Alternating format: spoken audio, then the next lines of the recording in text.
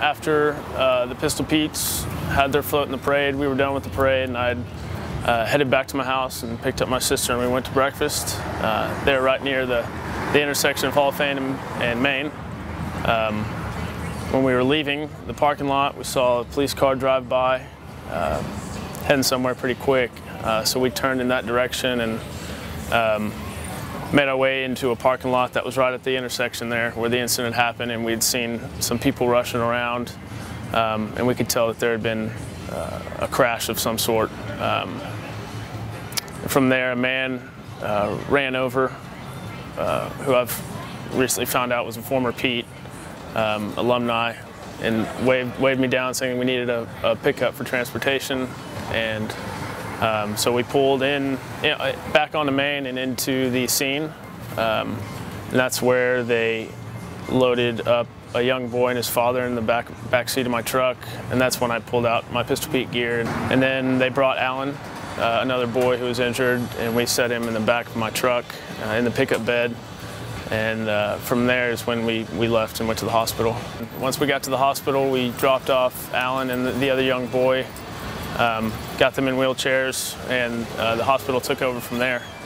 And that's when my sister and I and another man that was in the truck with us headed back to the scene to see if they needed more transportation, and they didn't. And that's when we were done with that. From there, the game continued. The cheer team and the Palm squad, and Preston and I, who's the other Pete, we all agreed that we still have a job to do.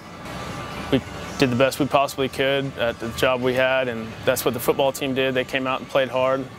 And at that moment with the bad situations, when we saw the true Oklahoma family, the Cowboy family, come together with so many people on the scene that were just from the crowd, and how the professional staff that were the first responders on the scene, how they were getting the situation under control, keeping people calm, and getting a plan of action to best handle that situation at the time.